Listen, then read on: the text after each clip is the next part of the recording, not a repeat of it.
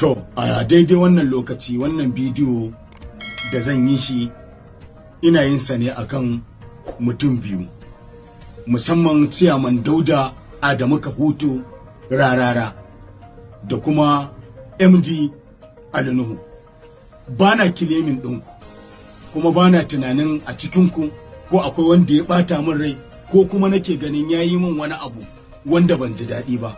Babu.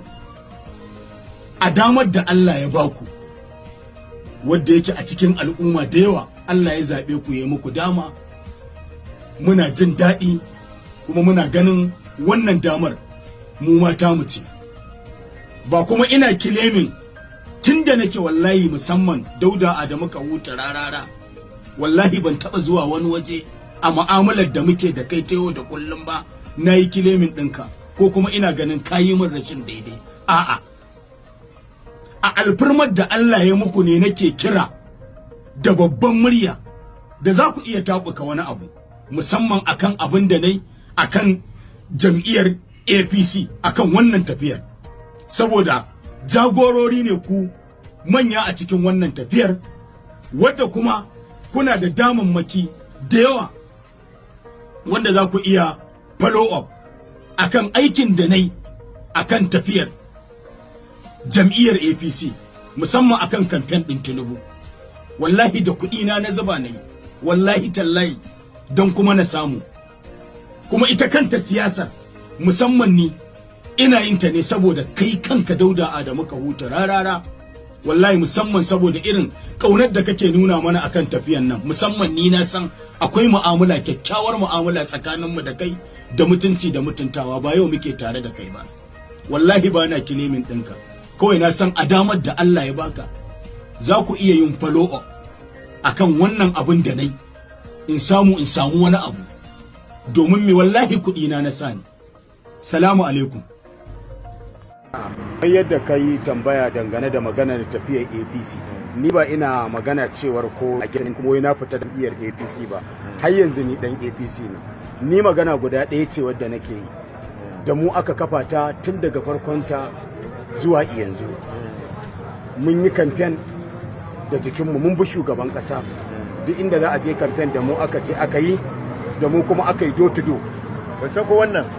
Hawwacan tun daga tafiyar duk da aka fara maganar tafiyar APC nake ma magana. Ba ka rawa ke da kai ba? Ba na rawa kuma ban yi rawa ba. Kuma har yanzu a maganar da nake gaya ma ba rawa ne ba ko ina ce ma na fita. Ina magana ne akan mun yi tafiyar jam'iyyar APC a matsayina na jarumi daga Kannywood, wanda bangaren mu daban aka dauke mu aka rubuta sunayenmu babu inda bai je ba a sama. Har ofis din Nuru Bada da kake magana mai ba shugaban kasa shawara, mun san cewa yana tafiya da mu kuma yana tare da mu. Ba kuma ina magana cewa ko a ya zubar da mu ko ya ban mu a baya ko bai mana wani abu ba, a ina magana a kankin kaina da na saka kuɗi na zuba ne kamfen din tafiyar Tinubu.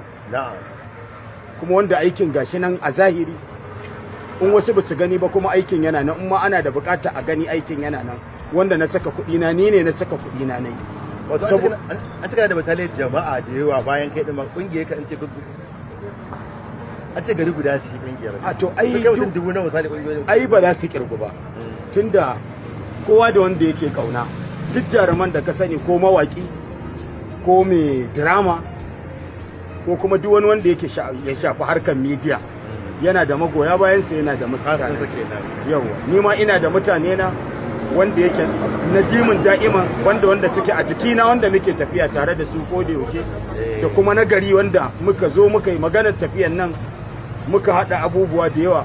Ni da na tashi ma yin kamfen ɗin na Tinubu, sai da na saka Yarabawa da Inyamurai da Hausawa da ainihin Fulani, wanda muka zo muka yi suna maganganu, wani kowa da irin yarensa, yadda 'yan uwansu za su ji yaran, akan yadda za a nuna wa mutane tafiyar, yadda za a amfana da ita gaba ɗaya a ƙasa, da kuma mu da muka yi wahalar.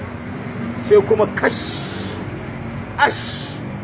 wash mun yi tafiyar, ni har yanzu da na kashe kuɗi na nai ban samu komai ba. Subhanallah. Shine ni abin da nake magana, wanda a maganar tafiyar bayan kungiyoyinmu akwai wanda suke tafiya da kungiyoyinmu in an magana kungiyar mu wanda suka wahalta